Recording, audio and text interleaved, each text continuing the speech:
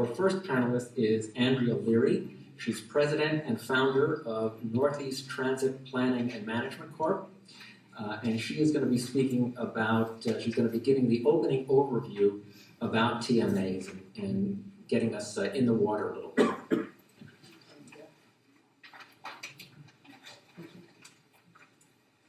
So good evening, everybody, and thanks for coming out tonight and sharing some time with us here.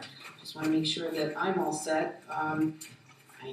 TMA, TMI, TMO. So we heard TMI. That actually is an acronym for another name for TMA, which is TMA stands for Transportation Management Association. TMI stands for Transportation Management Initiative. And TMO stands for Transportation Management Organization. So there's many names for TMAs, for this collective group of organizations that work together to reduce congestion and improve air quality. So without further ado, and I've been told to, I didn't realize I was only going to have 10 minutes, so I am going to be cutting down considerably in my remarks, and folks can really ask questions later on if I fail to give you enough detail in my presentation. So, so what is a TMA? So, as I said, TMA stands for Transportation Management Association. You know, there's many names for it. They're often organized, they're legally under a nonprofit status, a 501c4 or a 501c6 organization, and they're comprised of businesses, institutions, organizations, developers, communities, and there's no really one set model for how a TMA works. But what they do is they come together to reduce congestion, improve air quality, support land use objectives, and economic development by enhancing access. So let's see if I can figure that out there. Okay, so how does a TMA achieve its objective? So TMAs provide a number of programs. So tonight I know everybody here is talking about TMAs and shuttles, but that's just one piece of what TMAs actually really do. So TMAs actually coordinate ride matching programs to help coordinate carpools and van pools. They also provide opportunities to coalesce residential developments and commercial developments and communities together to provide shuttle services to help support the gaps in public transportation. So, for instance, if you can't get from the new commuter rail stop in at Brighton Landing, then and you're over here in Watertown, then the idea is that a TMA could band together with residential developments, businesses to help support that. So, and the TMA would manage that service, and my colleague Monica and Jim will talk a little bit more about that and how that works. But TMAs also provide incentive programs because we want to get people to try these alternatives. We want them to try shuttles, we want them to try carpools and van pools, we want them to try biking to work. And so what we do many times is work together and promote biking initiatives as well, walking initiatives. We work on advocacy for that. So there's a lot of different things that TMAs do outside of just shuttles. So first and foremost, TMAs work together to pool their resources with their members, their membership organizations. So usually there's a due structure for a TMA, and the private members, and in some cases the municipal members, pay a dues to the TMA to coordinate these services and to work together to provide cost-effective solutions and pool their resources so that they can take advantage of economies of scale and support shared ride solutions. So, where one company or residential development or the city may not have the resources to develop what they want to alone, when they come together, they can pool those resources together and have really a cohesive program. So TMA members are, they include some of the largest businesses in the Commonwealth. They represent all sectors of the economy: finance, healthcare, education, research and development, manufacturing, high tech, as I said, residential developers. They run the gamut. Some of TMA members you may have heard of. Philips Medical Systems, Pfizer, BU Medical Center, Mass General Hospital, MIT, Boston Properties, Staples, NSTAR. Those are just a few of the businesses in Massachusetts that are members of TMAs. So, in Massachusetts right now, there are 12 TMAs that are Mass Commute TMAs, and those TMAs there's 6 urban TMAs, A Better City, and I have a colleague here, Allison, who just arrived from A Better City, and the Alston Brighton TMA, of which she also runs. Some of us run multiple TMAs. There's the Seaport TMA located in the Seaport area. That's really fast-growing development area, and the businesses in that area saw long ago that this was going to be an issue, and they planned for it. And so now the TMA is in place to provide services for that really rapidly expanding area of Boston. There's the Transcom TMA. There's Commute Works, which is affiliated with Masco, which is near Beth Israel and the hospital district at Longwood and the educational district there, and of course the Charles River TMA in Cambridge. And then in the suburbs, we also have some TMAs, and I actually run 3 of those 6 TMAs in the suburbs, so I'm kind of a suburban gal. And we have the Neponset Valley TMA, the 128 Business Council, our colleague Monica from the 128 Business Council. We have the Merrimack Valley TMA, the Metro West TMA, the Junction TMO, the only TMO in the state, and the North Shore TMA. And TMAs they have a kind of a common thread in that they're located in significantly dense commercial and residential areas. And the density of that development really provides the means for collaboration, which is the key for success in most TMAs.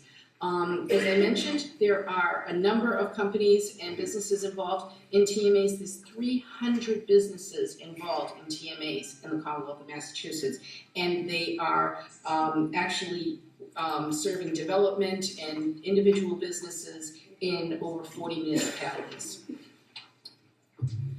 So, in Massachusetts, we have this organization called Mass Commute, and Mass Commute is really a unique animal in terms of it's a trade organization for the TMAs in Massachusetts, kind of like the Mass Municipal Association or the Massachusetts Association of Regional Planning Authorities. Mass Commute is the association of TMAs in Massachusetts, and what Mass Commute does is it comes together and it brings the TMAs together to work on collaborative issues that we all have. Advocacy, such as meeting with state legislators, federal agencies and state agencies, private associations such as the Association for Commuter Transportation, as well as working together to promote TMAs. Mass Commute is just putting the finishing touches on a white paper that was developed for the organization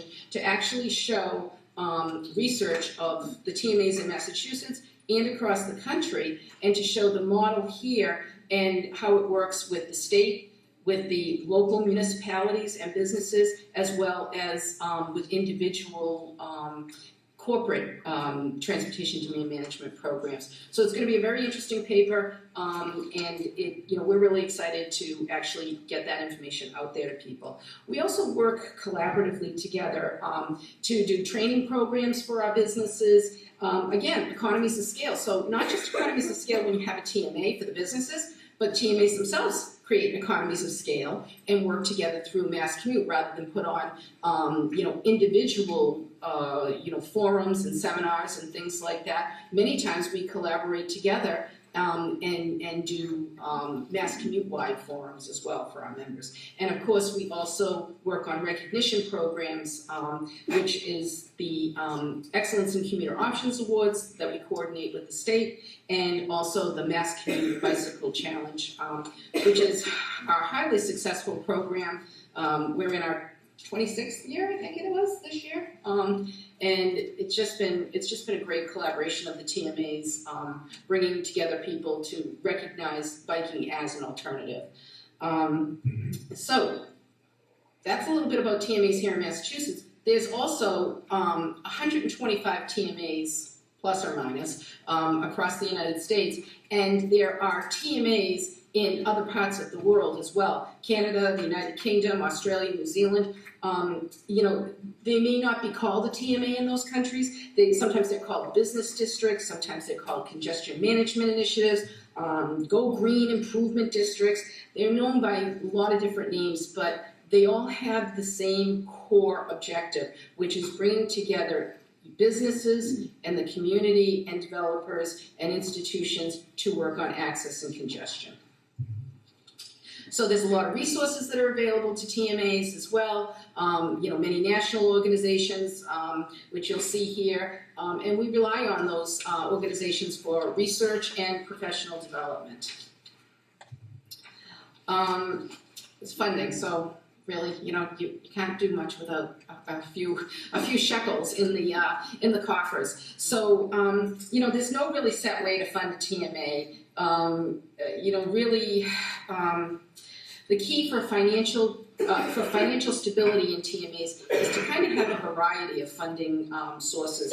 And so, it's really important to have a variety in terms of private dues, private funding through member dues, and public funding through potential grant funding, or sometimes there's municipal resources. So one of the TMAs that I work with, the North Shore TMA, the City of Salem and the City of Beverly are both members of that TMA, and the TMA provides programs for the municipal employees, but the cities also provide some additional cash to the TMA, and the TMA helps to work with those cities on congestion management initiatives, TDM guidance, and a variety of whatever the community maybe needs. So this is the big question. We're here tonight, how's this TMA going to benefit my community? And I think that's a really important question. So TMAs also, as I mentioned, they often work with overburdened and overworked planning departments to, help provide support for planning initiatives and economic development initiatives. And they sometimes attend meetings for planning and community development staff and bring that information back to the planning department and really work with them on what's needed. They attend meetings with the MBTA and regional transit authorities and the MPO and really work together collaboratively. They also serve to help monitor traffic mitigation programs. So sometimes there's a new development and there's a traffic mitigation program that's put in place. But again, your planning department is pretty overworked, I'm sure, like most of them are. And so the TMA sometimes serves the town in that way to monitor the traffic mitigation programs that have been put in place through permitting decisions and so on. So another benefit to the community is parking management. So this is really a key situation because parking is something that a lot of, it's kind of a lightning rod for a lot of communities. Some people say we have too much, some people say we don't have enough. So it's really an important thing for if there's going to be development and there's going to be some limitations on parking through that development, that there are different programs and services that are put in place to help support the reduced parking requirements. And so TMAs often serve that function as well. And of course they, again, bridge the gap between the local communities and the businesses to try to coordinate what the businesses need and want and what the municipality needs and wants. So, and actually my final slide is municipal and state regulations. I'm just going to close with the fact that so TMAs, they really work to bring businesses together with the community. But sometimes businesses and developers want to kind of be a little bit slackish in their responsibility to the public. And so the City of Boston has transportation access planning agreements with their developers. City of Cambridge has a parking transportation demand management ordinance. Other folks have site plan special permits, and there are other ordinances that go along, as well as the state's Section 61 findings and the Department of Environmental Protection's rideshare regulation. All of these kind of tools kind of also help to support TMA growth and development. And I would highly recommend, if you are considering having a TMA here, that as you're working to develop that TMA, that in some of your permitting decisions you include TMA membership and potentially shuttle provisions or whatever it is that you're thinking about for your community that makes sense. But once the shovel's in the ground, it's usually a little bit too late, so you really have to think about it in the permitting phase. So that's all I have tonight, and I'd like to thank you very much for having me, and I look forward to hearing your questions afterwards. So thank you.